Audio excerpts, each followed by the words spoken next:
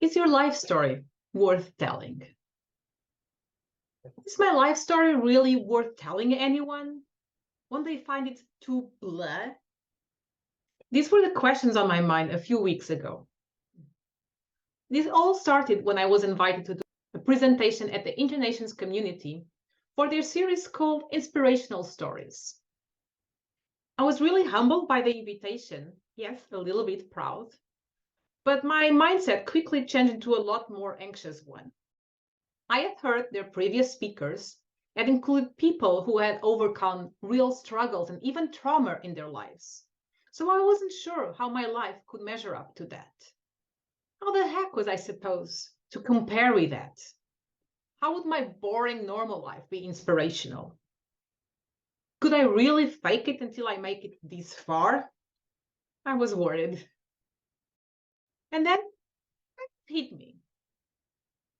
Maybe one of the biggest victories is actually to make a happy life for yourself, even, or maybe especially, when circumstances never really pushed you to.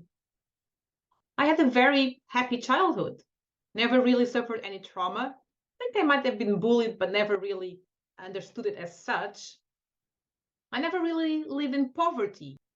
I was never strongly discriminated against, much less have to overcome the challenges of living in a conflict or even in a war zone environment. So in a sense, there were no big obstacles to overcome in my life at all. It was just normal. So now what? In the end, I did share my story with the InterNations audience. Yet, I also decided to start by noting that my story only started when I was around 40 years old. Yep. That's because I considered that up until then, I was basically just going with the flow. And I had never really taken responsibility for making the decisions for my life and the consequences that could come out of it.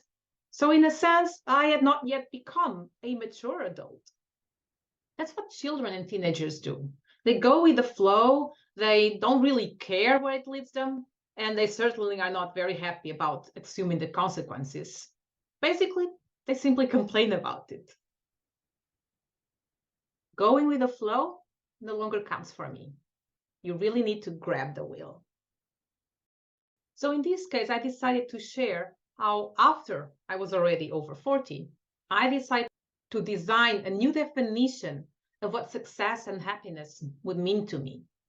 And I talked a bit about how I went from the top of the career ladder to actually owning my own life.